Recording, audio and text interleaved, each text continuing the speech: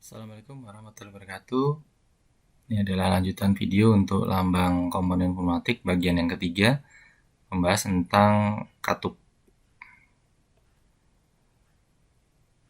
Katup ada berbagai macam arah. Di bagian ini kita akan membahas satu jenis katup, yaitu katup kendali arah. Kebalik ya.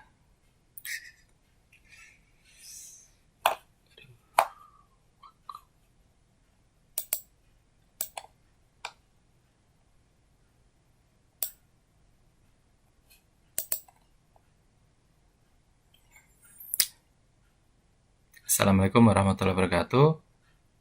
Dalam video ini masih melanjutkan tentang lambang komponen pneumatik bagian yang ketiga tentang katup kendali arah. Katup terdapat berbagai macam jenis, yaitu salah satunya adalah katup kendali arah, kemudian yang lain ada namanya katup satu arah, dua tekanan, dan seterusnya. Yang kita bahas dalam pembahasan ini adalah yang pertama, yaitu katup kendali arah. Nah, notasi katup kendali arah itu adalah bujur sangkar. Kemudian dilengkapi dengan panah untuk menunjukkan arah aliran. Kemudian juga ada saluran yang tertutup nih, yang dilambangkan dengan T. Jadi di bagian ini adalah bagian hilir, ini bagian hulu. Jadi udara bertekanan dalam gambar ini adalah dari bawah. Kemudian setelah dari katup ini, bagian hilirnya nanti bisa ke silinder atau ke katup lainnya. Jadi dari bawah ke atas, sehingga kita memiliki dua saluran inlet dan ini harusnya satu ya, satu saluran exit. Ini harusnya satu. Sehingga kita memiliki total 3 buah saluran, 2 inlet, 1 exit. Nah, berikutnya dalam katup itu memiliki beberapa kondisi. Contoh misalnya di sini kita tambahkan satu kondisi lagi. Kemudian juga dari kedua kondisi tersebut ada suatu kondisi yang kita sebut sebagai kondisi normal, yaitu kondisi pada saat katup tidak diaktifkan sinyalnya. Jadi kondisi pada saat sebelum katup aktif. Jadi di sini kita punya dua, kondisi normal dan kondisi aktif. Nanti ada juga katup yang kondisinya ada 3. Satu kondisi normal, 2 kondisi aktif.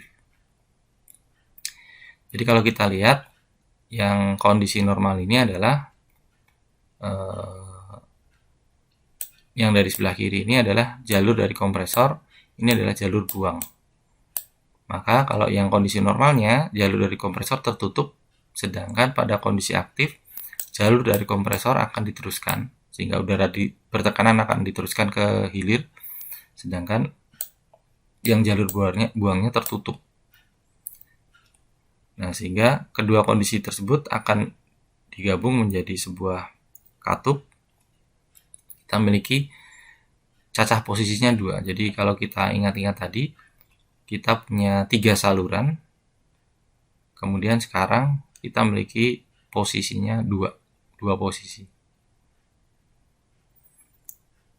Ya, kalau kita lengkapi dengan saluran masuk dan saluran keluarnya. Nah, kita lihat ini adalah sebenarnya prinsip dari katup. Ya, jadi nanti katup bentuk dan konstruksinya bisa bermacam-macam, tapi prinsipnya adalah sebetulnya seperti menggeser dari katup ini. Jadi ini pada saat normal, kemudian ini adalah pada saat dia aktif. Nah, bagaimana cara menggesernya nanti akan ada pembahasan tersendiri.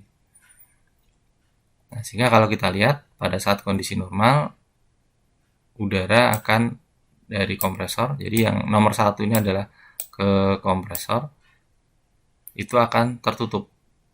Sedangkan dari bagian hilir, udara akan dibuang.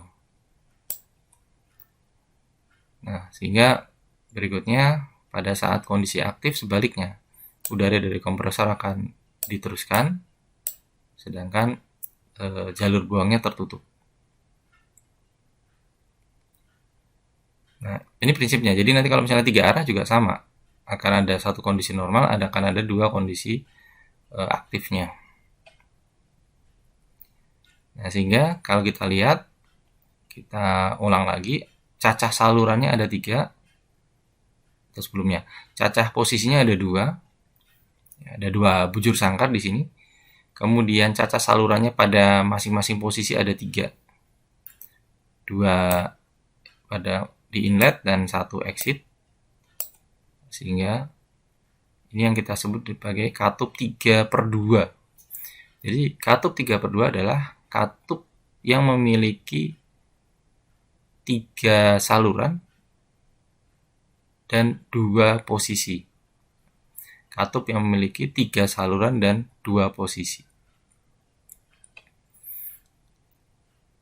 Nah, selain 3/2, katup itu juga ada bermacam-macam. Kita lihat, ini adalah katup 2/2.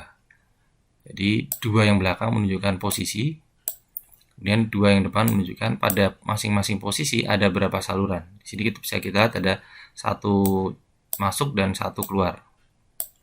Kemudian katup 3/2 tadi sudah kita bahas. Katup 4/2 berikutnya ada 2 posisi dan 4 saluran. 2 inlet, 2 exit. Selanjutnya 5/2. 5/2 ini memiliki 2 posisi, pada masing-masing saluran terdapat 3 saluran inlet dan 2 saluran exit, sehingga totalnya adalah ada 5/2. Yang juga populer adalah 4/3 dan 5/3. Nah, sekarang kalau kita lihat 4/3 dan 5/3, kita punya 3 posisi. Misalnya untuk yang 4/3, kita memiliki 3 posisi, dan posisi tengah ini biasanya adalah posisi normal. Kalau untuk yang 2 posisi, 2/2, 3/2, 4/2, dan 5/2, biasanya posisi normalnya ada di sebelah kanan. Ya, posisi normalnya ada di sebelah kanan. Atau kalau sudah dalam bentuk rangkaian, misalnya bisa di kanan, bisa di kiri sebetulnya. Tapi kalau kita gambarkan, biasanya di sebelah kanan posisi normal. Sedangkan kalau yang 4/3 dan 5/3, posisi normalnya ada di tengah. Nah, posisi normalnya ini nanti juga ada bermacam-macam posisi tengah ini. Contohnya misalnya untuk yang tergambar di sini, ini tidak terhubung ke semua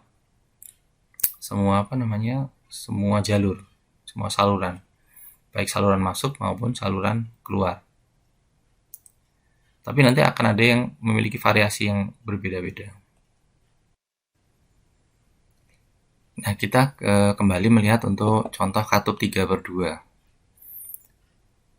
Selain jumlah atau selain cacah dari posisi dan cacah saluran, kita juga memberi tambahan nama untuk katup berdasarkan kondisi normalnya, apakah normally open atau normally close. Ini yang pertama adalah katup 3/2 normally close, yaitu dalam kondisi normal maka udara bertekanan tidak diteruskan ke sisi hilir. Ya.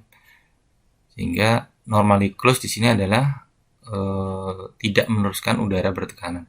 Nanti perhatikan ya, antara normally open dan normally close katup dengan saklar itu memiliki makna yang berbeda. Untuk saklar itu normally close itu adalah dalam kondisi normal dia meneruskan arus, sedangkan untuk katup pneumatik dalam kondisi normal dia menutup atau tidak meneruskan arus. Selain normally close juga ada normally open, ini kebalikannya. Dalam kondisi normal katup ini akan meneruskan tekanan. Nah, itu adalah video bagian ketiga dari lambang komponen pneumatik. Nanti di video keempat kita masih akan melanjutkan tentang katup pengendali atau pengatur arah aliran.